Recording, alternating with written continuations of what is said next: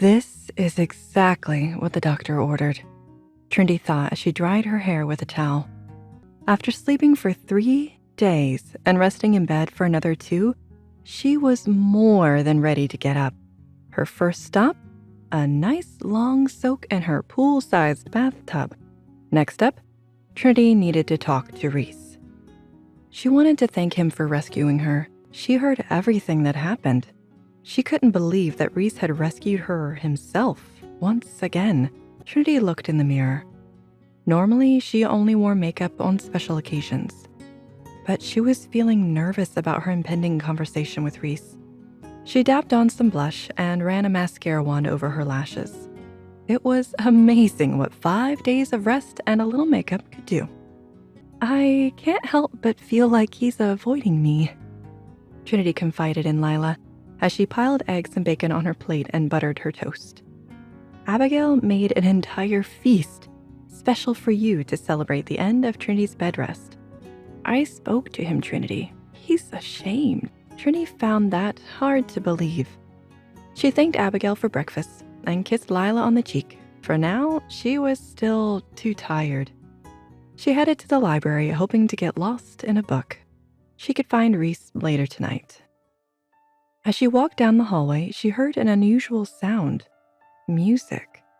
It was a soft, soothing piano coming from the room opposite the library. But who could be playing it? The door to the music room stood open just a crack, allowing the beautiful notes to slip out into the hall.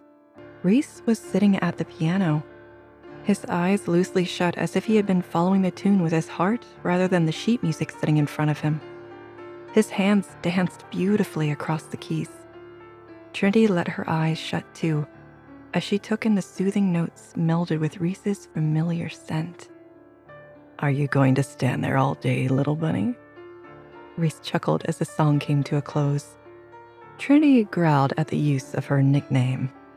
"I didn't mean to spy on you, just caught me off guard." "I caught you off guard," Reece laughed. "You were the one watching me." "I didn't expect to hear you playing the piano. It's the first time I've heard it since I've been here. I didn't know you played.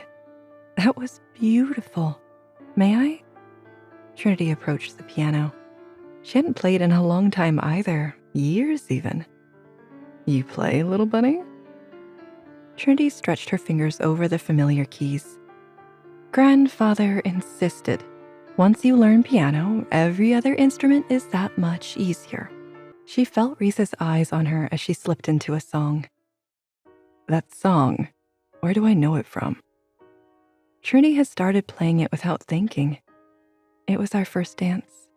Trinity blushed. It was the song from not only their first dance, but their first kiss. She lost herself in the passionate memory, then suddenly very aware of Reece and the small space between them. She put her hands in her lap. "Do you play any other instruments?" Reece so rarely asked her about herself. She wondered if he felt the tension too. She was grateful that he broke the silence between them.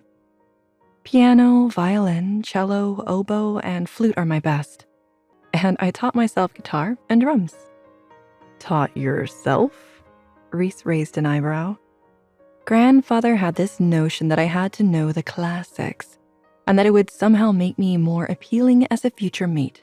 He thought learning guitar and drums would serve no purpose for me, so I taught myself as an act of rebellion." Reece let out a long, hard laugh. "Is it that funny?" Trinity asked nervously. "Yeah, it is." Reece wiped away a tear. "It proves you've been this stubborn forever. I'm not the only one who brings it out." Trinity laughed. "Can we talk, little bunny?" "That's what I wanted. I thought I was going to see you at breakfast." Trinity felt the unease rising in her. She tried to calm herself. "How is your head?" "I'm better," Trinity smiled. "I didn't need to sit in bed for 2 days." "If you feel better, it's probably the resting that did it." "Is there something specific that you wanted to talk about, Reece?" "This isn't easy for me." Reece looked at Trinity self-consciously. Reece looked so uncomfortable that Trinity laughed. He glared at her. I'm sorry, it's just, you're so sincere. I'm trying here, all right? Reece stood up and paced the room in anger. Why do I even bother? Reece growled. You must be joking. Trinity shook her head. Reece, from the night of our meeting, you have made it clear that you hate me and you don't want me around. You're right. You're my mate in name only. I don't want you. I hate you. Good talk. Trinity spat. She stood up and walked to the door. Where are you going? Reece roared. You just sat me down to say the same cruel things once again. Why does he have to be such a... Trinity slammed the door behind her and crossed the hall to the library. He didn't even give me the chance to thank him for saving me. What just happened? Why does she have to be so damn difficult? Reece wanted to apologize to her. He wanted to explain why he had said those rude things to her before. He wanted to tell her that he was wrong. Why couldn't he do that? Reece returned to the basement. He knew exactly where to redirect his frustration. Want to know what happens next? Click on the link in the description below to watch further episodes of Chosen by Fate, Rejected by the Alpha.